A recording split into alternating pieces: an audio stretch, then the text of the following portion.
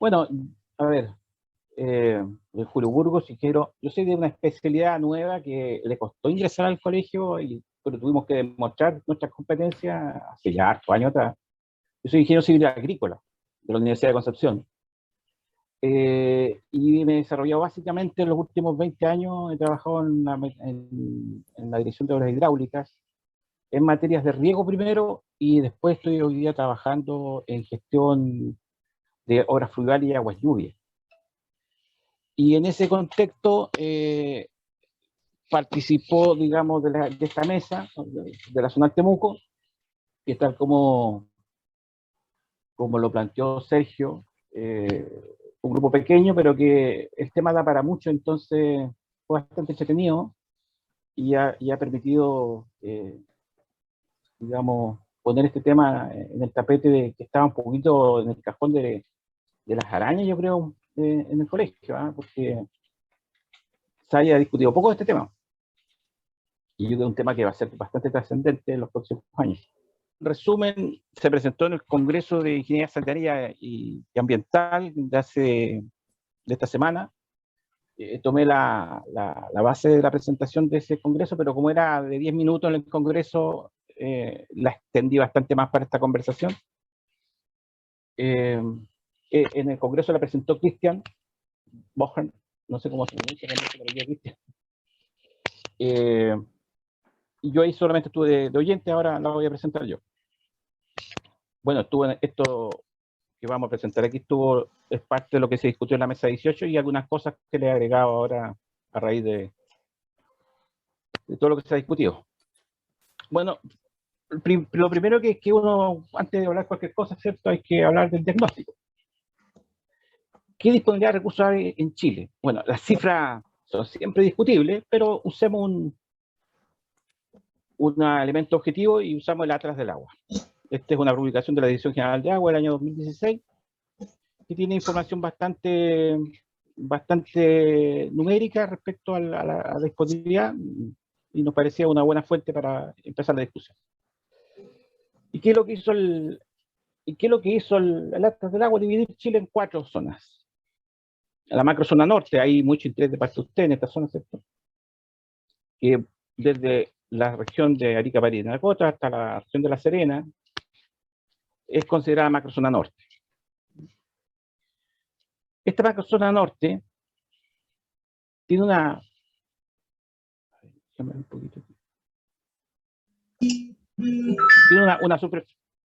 una superficie de 300.000 y algo kilómetros cuadrados, una población bastante baja con respecto al total, ¿cierto?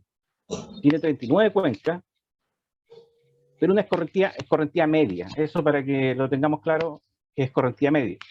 36,9 metros cúbicos por segundo. 2.000 y tantos glaciares, con un volumen total de glaciares del orden de los 3,3 kilómetros cúbicos de agua. 545 cuerpos de agua consideradas lagos y lagunas, y una precipitación promedio de 87 milímetros. El promedio básicamente lo da La Serena, o sea, claramente Antofagasta que puede aportar poco este promedio. Y la escorrentía promedio por persona, metro cúbico persona año, es de 510. Es bueno saber que el límite que establece las Naciones Unidas o los organismos internacionales para decir que una zona está deficitaria o no son 2.000 metros cúbicos persona año. Aquí claramente estamos muy por debajo. Oye, antes que cambie, Julio, vuelve, por favor, la anterior. Antes, no hay problema. Eso. Lo que pasa es que yo quería, colegas, resaltarles que vayan tratando de tomar estos números grandes, porque nos va a dar de cada zona. Entonces, se van a dar cuenta cómo va variando y después ustedes cada vez sacan sus conclusiones. Así que por eso Julio va relevando algunas cosas que les vayan captando, las vayan quedando en la mente. Dale nomás. Las vamos a comparar de ahí, no te preocupes, Sergio. Las voy a mostrar en cada una zona y después las vamos a comparar un poquito para ir conversando. Son datos para la discusión. Bueno, la zona centro, aquí está el grueso de la población, el grueso de la actividad productiva agropecuaria, ¿cierto? La actividad industrial, que está desde la zona de la quinta región hasta la región de la séptima, región del Maule. Y ahí vemos que la superficie es bastante menor, pero tiene la gran parte de la población de Chile vive ahí, 11,1 millones de habitantes, ¿no? Al año 2016. Esto todo sacado del Atlas del Agua. Tiene 16 cuencas hidrográficas, pero tiene ya muchísima más escorrentía promedio que la zona norte. Estamos hablando ya de un par de orden de magnitud, ¿cierto? Escorrentía 1.116 metros cúbicos por segundo, una cantidad similar de glaciares, pero un volumen de glaciares bastante mayor, 32,5 kilómetros cúbicos. Tiene 531 cuerpos de agua y una precipitación promedio de 943 milímetros. Estas precipitaciones promedio son de todas las zonas, entonces son las costeras y las de montaña que dan una impresión, digamos, mayor de la que uno está acostumbrado en el valle. O sea, uno parece el número un poco alto, pero es por eso. En la escorrentía promedio por persona año es de 3.169 metros cúbicos persona año. Ya está por sobre el límite establecido por los organismos internacionales, ¿cierto? En la macrozona sur, que va desde la región de Ñuble hasta la región de los lagos, ya ahí empieza a haber una diferencia significativa. Tenemos 26 cuencas, perdón, tenemos 4,35 millones de habitantes en una superficie de 135.000 kilómetros cuadrados, 26 cuencas, pero ya la escorrentía es 7.839 metros cúbicos por segundo, 7 veces lo que la zona central, promedio. Un número de glaciares ya bastante mayor y en volumen significativamente mayor. También los cuerpos de agua, aquí están los principales lagos de Chile, ¿cierto? Y una precipitación promedio de 2.420 milímetros al año. Y aquí la escorrentía es de 56.799 metros cúbicos persona año. Ya el límite de 2 quedó muy, muy, muy atrás. Y finalmente la zona austral, en la cual vive muy poca gente, 270.000 personas, en una gran extensión de superficie, 240.000 kilómetros cuadrados, tiene 20 cuencas, una escorrentía de 20.258 metros cúbicos por segundo, 16.000 glaciares, 3.463 kilómetros cúbicos de volumen de glaciares, 10.000 cuerpos de agua, una precipitación promedio no tan superior a la anterior, pero una escorrentía promedio por persona definitivamente grande, más de 2 millones de metros cúbicos persona año. Esa es la distribución. Los dos gráficos dicen lo mismo, pero lo muestran de una manera distinta. El gráfico de la izquierda superior, ¿cierto? Es más gráfico, más visual, desde el punto de vista de lo que significa la escorrentía en el norte respecto al resto del país. De hecho, la escorrentía media es 0% desde el punto de vista, es 0,3, creo. O sea, si aproximamos a uno entero, no da ni para el uno. Y el volumen de glaciares pasa lo mismo. De hecho, en el centro, apenas el 1% del volumen de glaciares está en la zona centro, en la zona norte. Hay glaciares, pero casi no son significativos desde el punto de vista estadístico. El 88% de la zona austral y el 11% de la zona sur. ¿Qué nos dicen estos números? Bueno, perdón. ¿Y cuál es el uso que se le da? Esta es la información extractada de un informe anterior al Atlas del Agua, que es del 2011, en un documento del 2015 de la DGA. El uso agropecuario en general se lleva, de los usos consultivos se lleva una buena parte, 526 metros cúbicos segundo, el agua potable, la industria y la minería más o menos equivalentes, y los usos no consultivos, es decir, que toman el agua y la devuelven. La energía es el principal consumidor de agua del país, más de casi 4.000 metros cúbicos por segundo al año. Y después viene la parte acuícola. Si hacemos un balance entre la oferta y la demanda por región, esto fuente de GEA 2011, balance hídrico con los mismos datos que muestro recién, podemos ver que la oferta actual versus la demanda actual nos genera un balance negativo hasta la región metropolitana. Y según la proyección de la DGA, eso se agravaría en los próximos 15 años. O sea, esto es la proyección del 2011, así que es la fecha que estamos. Pero ojo, escasez hídrica en Chile, globalmente no. Localmente sí. Por lo tanto, hay un problema de gestión y distribución.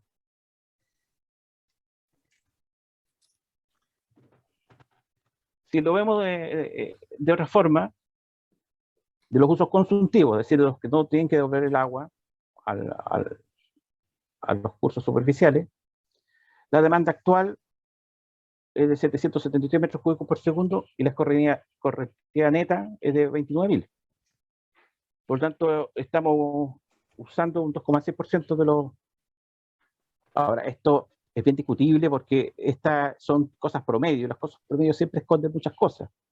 Primero, que esta demanda está neta... una de las cosas que esconde, por ejemplo, es que esta demanda está concentrada en el verano, donde la escorrentía neta es bastante menos que 29.000 metros cúbicos por segundo.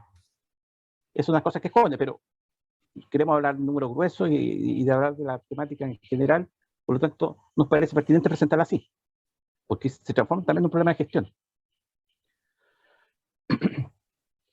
Pero ahora si analizamos los derechos, porque una cosa son los usos que se estiman de alguna forma, esa estimación que se hizo en base a lo que más o menos se está ocupando, pero no necesariamente a lo que está constituido como derecho.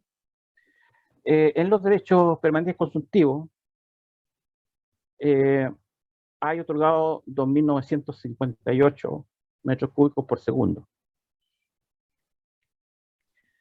Es decir, un 10% de esa agua. Ahora, esa demanda de usos consultivos, comparado los derechos otorgados con la oferta que estaba planteada, vemos que ya el problema se ha trasladado un poquito más al sur, incluye la secta. Pero también hay otros usos de agua que son emergentes que ya es difícil de no considerarlo. El año 2017 la DGA estimó la demanda turística y la demanda ambiental como demandas emergentes, pero que hay que considerarlas en los futuros planificación de los recursos. Y estimó la demanda turística y la demanda ambiental en los valores que están ahí presentes. Y si hacemos la comparación nuevamente, tenemos un 39, casi un 40% de la correntía neta en estos valores. Ahora, si lo distribuimos por uso, por tipo de uso, usando la información de la DGA del 2017, vemos que la agricultura ocupa el 72% de los usos consultivos. Después viene el uso, el uso de agua potable urbana, luego viene el industrial, el eléctrico y el minero, porque ahí está considerado también el consumo para las termoeléctricas, que es consumo consultivo. Esto no son, hidroeléctricas, son las termoeléctricas. Y el pecuario, con apenas un pequeño porcentaje. Pero no es lo mismo por cada zona. En la zona minera del norte, la minería tiene un 24% de la participación de la torta. Y en el sur austral, el gran consumidor de agua es el agua potable urbana. En la zona sur, y esto básicamente por Biobío, es la industrial. Porque está muy casi igual que la agrícola. Y eso es por el intensivo uso industrial que hay en la región del Biobío, que gran parte de este valor se debe por eso. Sin embargo, en la zona centro y zona norte, la agricultura sigue siendo el principal consumidor de agua.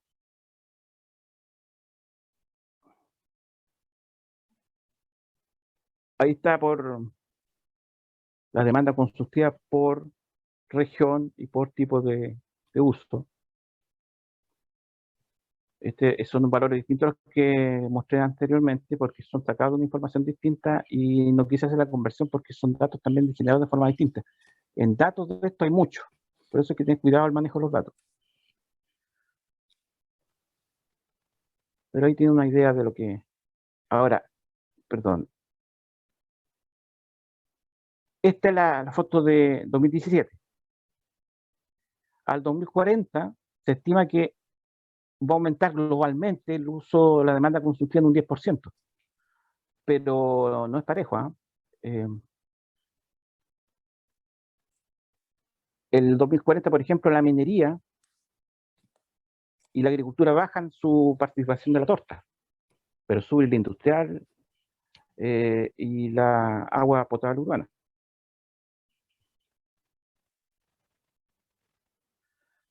Bueno, hablemos del principal consumidor de agua, que básicamente es la agricultura y básicamente es el riego. Hay aproximadamente 1.100.000 hectáreas de gas. Esta información del 2007. No hay información dura posterior, porque el censo agrícola se va a hacer o se está haciendo, por lo tanto, creo que es 2021, por lo tanto no hay información más nueva que esa. Generalmente es la información más certera y más exacta. Supuestamente hay una variación con lo que hay ahora, pero no lo sabemos. Pero sí podemos estimarla porque yo hice la comparación también con la información del anterior censo, que es del 2000, del 97, y por lo tanto ahí podemos tener alguna idea. De esa superficie, de 1.100.000 hectáreas, el riego superficial, el 62% del riego, es todavía con riego superficial, que en general tiene eficiencia menor al 40%. Es decir, de cada 100 litros que toma el agricultor, solo 40 llegan a las plantas. El otro 60% percola, evapora o se pierde por derrame. 60.000 hectáreas de riego mecánico mayor, básicamente riego para aspersión, ¿cierto? Carretes, pivote y todas esas variaciones que hay. Y 250.000 hectáreas, un 23% de microriego, goteo y microaspersión. Del 97 al 2007, apenas subió 45.000 hectáreas la superficie regada. Y el riego gravitacional disminuyó en torno a 130.000 hectáreas. Pero el riego tecnificado, entendido por el riego aspersión y microriego, aumentó del orden de las 200.000 hectáreas. No es una matemática precisa porque hay una región que no tiene información desagregada, por lo tanto hay algunas aritméticas que no cuadran por eso, porque hay una región que no presenta datos de cómo está distribuido su riego. Es decir, si comparamos por macrozona, el riego gravitacional, que es la franjita, ¿cierto?, media amarilla, el riego por aspersión, que es la franja azul, y el riego por microriego, que es la franjita verde, vemos que del total país, digamos, y cómo se compone con el resto por macrozona, vemos que en toda la macrozona el riego superficial es, sin lugar a dudas, la principal forma de regar. Y solo en la zona norte, por una cosa obvia, pero a mí me parecería más obvio que fuera al menos al revés la cosa, la franja verde tiene algún nivel de equivalencia con el riego superficial. Pero si vemos con la realidad de 10 años anteriores, vemos un cambio. No tanto en la superficie, como les dije recién, pero sí cómo se distribuye, porque en el año 97 el microriego era muy poco, era bastante poco significativo en toda la zona. O sea, ha habido ya un proceso de migración hacia la tecnificación, a lo mejor no lo suficientemente rápido, pero ya es un proceso que está en marcha. Y ahí están las comparaciones ya numéricamente, entre el año 97 y la diferencia es con 1997. En la zona norte, por ejemplo, y vemos que en realidad el riego ha aumentado básicamente en la zona norte y en la zona austral, ha disminuido en la zona centro y en la zona sur. Y en la zona centro, además, ha aumentado significativamente la superficie de microrriego, igual que se lleva el grueso del crecimiento de la tecnificación por microsistemas de riego.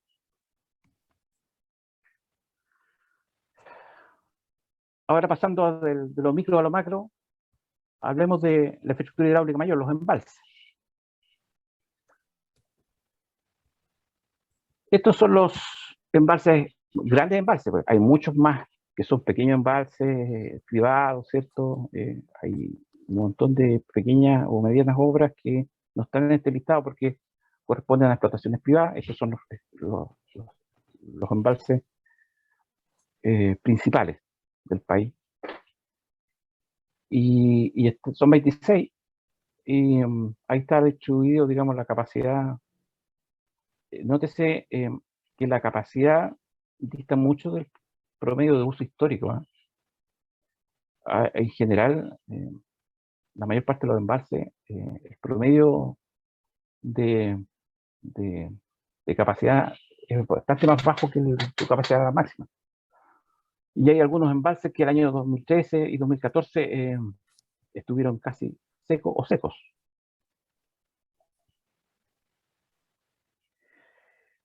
Y aquí están los embalses proyectados. También son 26.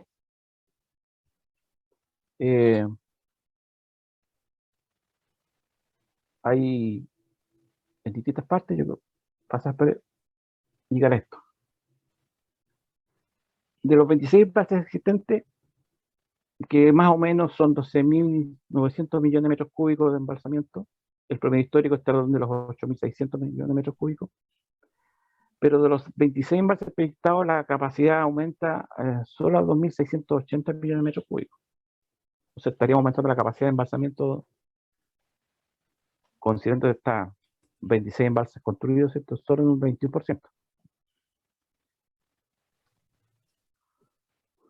Y por macrozona, ¿cómo estaría distribuido donde más agua tenemos? No tenemos ningún embalse. Tampoco se necesita para los usos locales, en todo caso. Pero ojo que en el sur, esto es medio mentiroso porque lo logra casi un solo embalse, que es la Laguna Laja, que está cerca de los 6.000 millones de metros cúbicos de capacidad. Entonces, gran parte de esta columna grande del sur se debe a la Laguna Laja.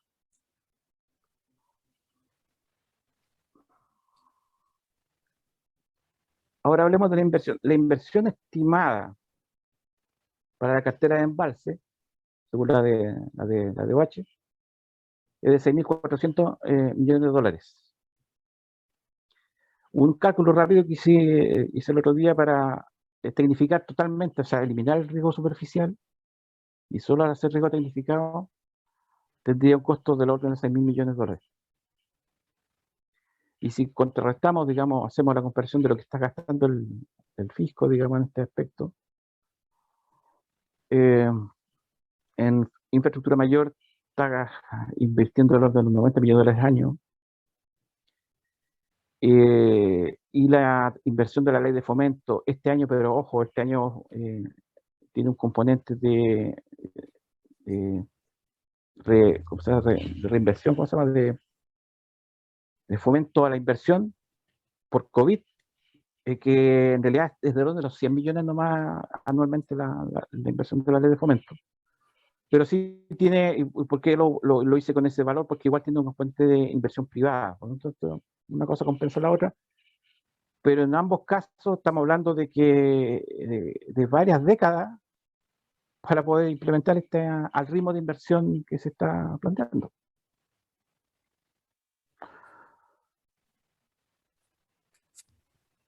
¿Se requiere aumentar la inversión significativamente? Sí, obvio. Yo me imagino que en 70 años, 40 años, no, con los desafíos que se vienen por delante, obviamente que no cuadra, ¿cierto?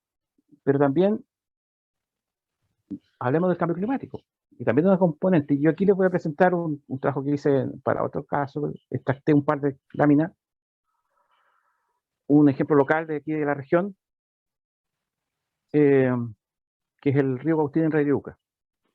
Para los que conocen esta zona, estamos hablando de Curacautín, las termas del Manzanar, ¿cierto? Las termas hay una zona de termas, bien bonita esa zona. Pero ¿qué pasa? Es la cuenca, los puntitos que se ven no se ven muy bien, pero son todos los usos, las extracciones que hay en la cuenca. Y modelamos la oferta hídrica futura utilizando los modelos de cambio climático, usando una metodología que ya están bien validadas, se han hecho para muchas cuencas, y usando tanto la proyección intermedia, es decir, no es la más pesimista, pero tampoco es la más optimista de la proyección de los efectos de los planes, digamos, de cambio climático. No, una cosa que seguimos casi como estamos, no hay grandes cambios, o seguimos empeorándolas, como esta de GSM 8.5. Aquí se muestra la precipitación. En la proyección, ojo que ya los estudios como estas proyecciones se iniciaron en 2006, ya llevan 10 años de proyecciones, un poco más de 10 años de proyecciones, ya se ve que casi la 8.5 es la que vale. ¿Ah?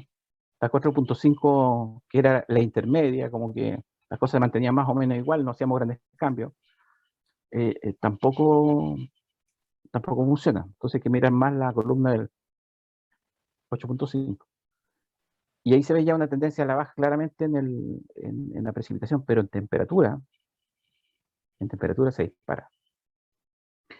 Eso significa que si corremos todos los modelos de cambio climático, en esta barrita se muestra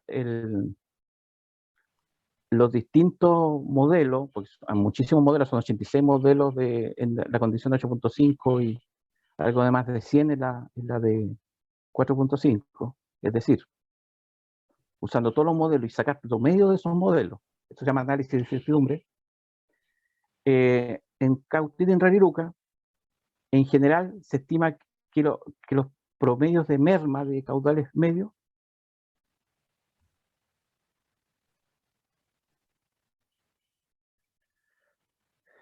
se muestran aquí. Es decir, en los próximos 30 años se espera que el agua baje casi a la mitad.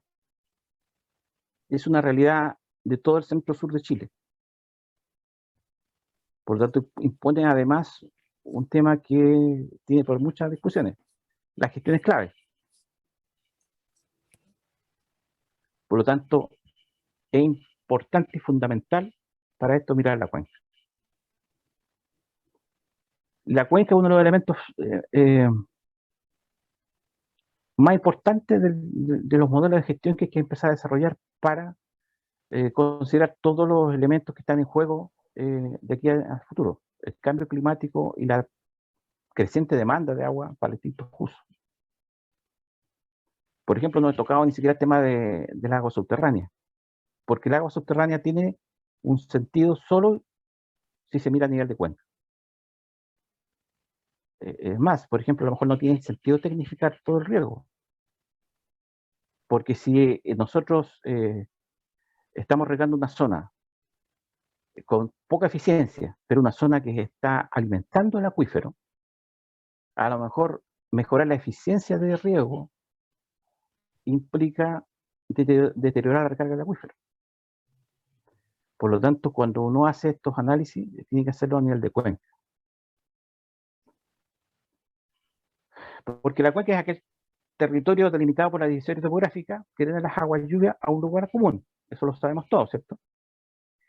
Pero que, por lo tanto, esta unidad territorial, las acciones u omisiones que se realizan en este lugar tienen implicancias sistémicas referidas a los recursos hídricos. Pero como los recursos hídricos son como como el corazón del sistema, no solamente a los recursos hídricos, sino también al medio ambiente en general, y al asentamiento humano y en general a toda actividad interrelacionada. Por lo tanto, se reconoce que el manejo integral de cuenca reconoce actores vinculados con el territorio y otros directamente con el agua. Hay muchos ejemplos de eso. Por ejemplo, uno de los actores que tiene mucha incidencia en la zona sur respecto a la disponibilidad de agua son las forestales. Sin embargo, ellos no captan agua casi. No son actores que usen agua, que hagan una captación, pero el hecho de que planten una gran cantidad de árboles que consumen una gran cantidad de agua hace que en general hay un efecto en la cuenca. Otro efecto también tiene que ver, por ejemplo, las ciudades.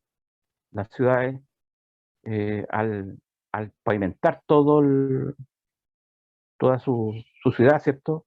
E impiden que las aguas libres se infiltren. ¿Qué es lo que hacemos nosotros? Hacemos grandes colectores, las tiramos lo más rápido posible a los cauces mayores, de tal manera que se vaya lo más rápido posible a la ciudad.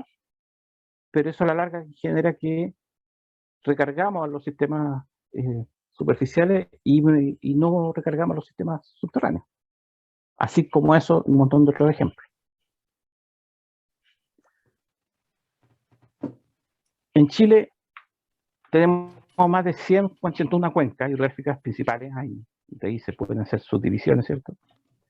Pero solo 14 tienen alguna infraestructura que regule su caudal. No, en Chile no existe un organismo de cuenca. Hay una coordinación muy precaria y herramientas débiles, tanto la DGA como las juntas de vigilancia. Y a pesar de lo anterior, estas coordinaciones han permitido el abastecimiento seguro de Santiago de Valparaíso. Porque el abastecimiento de Santiago de Valparaíso se debe exclusivamente a la coordinación de los actores que usan el agua. Mérito de ellos, claro, pero no mérito de la institucionalidad. Ojo. Y obviamente también tenemos que hablar, y ese es un tema en boga, de las nuevas fuentes. Podemos hablar de 3 grandes nuevas fuentes para aquellas zonas que son deficitarias. Aparte de la gestión, ¿no? Obviamente que la zona centro tiene que mejorar la gestión, porque tiene, como vimos en la primera de las láminas, ¿cierto? Tiene un suficiente agua para su desarrollo, solo tiene que gestionarla mejor. Esa es mi opinión. Pero aún así podría recurrir a estas nuevas fuentes. Las desaladoras hoy más o menos 8.500 litros por segundo, 24 plantas, hay varias que más se están desarrollando. El 75% de la minería, el 21% por las sanitarias y otros justo un 4%. Pero también está, vean este valor, reutilización de agua servida. Estamos hablando de 40 metros cúbicos por segundo. Hablamos que el uso total de los usos constructivos en Chile era de orden de los 700, 800, estamos hablando de una cantidad relativamente importante de lo que se podría hacer con la reutilización de agua servida. Y aquí hay algo más polémico, pero que no se puede descartar, que es el traslado de agua desde el sur al norte. Yo me acuerdo que el año 2013, cuando fui al Congreso de Hidráulica de la Universidad de Concepción, había un tipo que planteaba que tenía 3 buques tanque para trasladar agua desde los ríos de la región de Aysén a una planta en el norte, no me acuerdo en qué ciudad del norte. Y que si tenía las autorizaciones de las autoridades, entonces podía empezar a trabajar dentro de muy poco tiempo. Lo planteó en el Congreso, fue una presentación seria, yo no sé si fue serio lo que el fundamento, pero aquí voy, que este concepto de traslado desde agua desde el sur es un concepto que está rondando hace tiempo. Hay un proyecto de la Corporación Requemos Chile que pretende tomar agua desde el río Biobío y llevarlo hasta el Valle Copiapó, ¿cierto? Utilizando las cuencas superficiales. Y hay otro proyecto que es tomar las aguas donde ya no son salinas, en las desembocaduras del río del sur y llevarlo hasta el norte. Yo creo que todas esas alternativas son válidas a medida que se estudien bien y se vean cuáles son las implicancias que tiene cada una. Y finalmente, comentarios para empezar a abrir la discusión. La gestión que se debe considerar, la gestión debe considerar una proyección a largo plazo. y debe considerar los impactos del cambio climático. Por ejemplo, aquí ya hay un tema que, por ejemplo, para mí, el tema de los derechos de agua, por ejemplo, es una opinión personal, yo creo que es bien polémico esto, pero lo tiro igual. Es una discusión bien artificial, porque la verdad es que hay muchas, hay muchas partes que hace mucho tiempo los derechos son puro papel. No hay agua para repartir. Y por lo tanto, por más que pretendamos, digamos, defender, digamos, esos derechos, hay una puta realidad que uno tiene que tener. Y hay cuencas que ya no cuentan con esa cantidad de agua que se repartió en su momento. Entonces hay que analizarlo. Y eso implicaría ver también que a futuro va a haber aún menos agua. Por lo tanto, hay que hacer una especie de sinceramiento realmente de eso. Las inversiones para proyectos de obra hidráulica de todo tipo es un aspecto central y prioritario, obvio. O sea, si queremos realmente ser resilientes al cambio climático, tener un,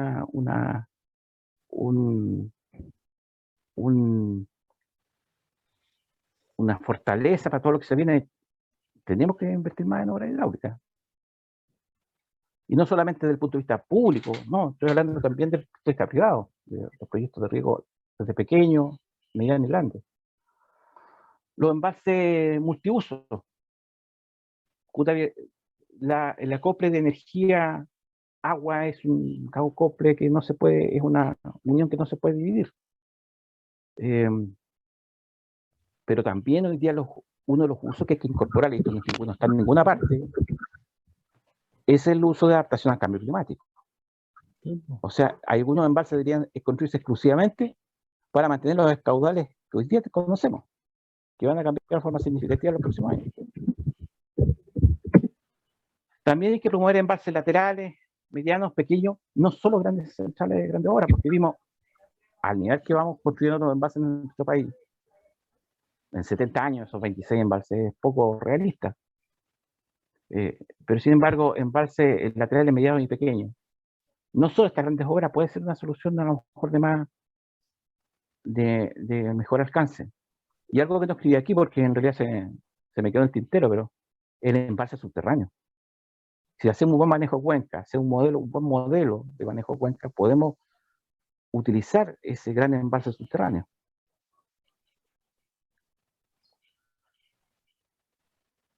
Pero para esto también se requiere claramente una mejor gobernanza del agua.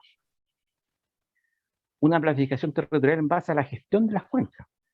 Y aquí surge la necesidad de tener los organismos de cuenca. En todas partes del mundo estos organismos de cuenca son público-privados. No es un organismo propiamente público 100% ni privado 100%, sino es una especie de organismo que está integrado en base a una regulación legal clara. Los actores de la cuenca negocian dentro de este organismo y se producen ciertos acuerdos y después se aplican. Mejorar la eficiencia de los usos de los recursos hídricos en la agricultura, pero en un marco de gestión integrada de cuenca, por lo que dije hace poco rato atrás. No tiene sentido mejorar la tecnificación si eventualmente la mala eficiencia genera un beneficio a agua en otra parte de la cuenca.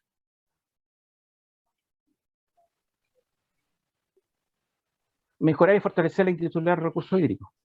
La institucionalidad de recursos hídricos hoy día es mala.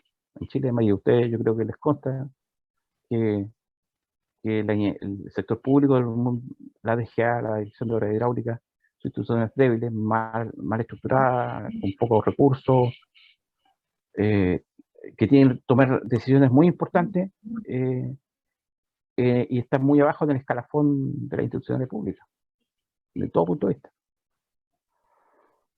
También surgió la mesa tratar de adaptar la normativa ambiental, porque a veces se persiguen hormigas y se dejan pasar elefantes. Y en esto, por ejemplo, la normativa ambiental es un poco drástica, por ejemplo, con los embalses. Tienen que evaluarse ambientalmente en base desde 50.000 metros cúbicos. O sea, 50 metros cúbicos, perdón, es una charca de pato. Y sin embargo, a partir de ahí ya tienen que entrar a evaluar al sistema de evaluación de impacto ambiental. O sea, cualquier agricultor que quiera hacer un pequeño manejo de su campo, hacer un pequeño embalsito, tiene que ingresar al sistema de evaluación ambiental. Entonces, ¿qué es lo que creo yo que hay que hacer? Evaluación ambiental estratégica a niveles de planes de cuenca. O sea, hablarlo todo de una sola vez, y después cada proyecto en sí mismo tiene que hacer cumplimiento de esta evaluación ambiental estratégica. Eso se hace por los planes reguladores intercomunales, y es una herramienta que permitiría, digamos, dar un poco más de curso a estos tipos de proyectos.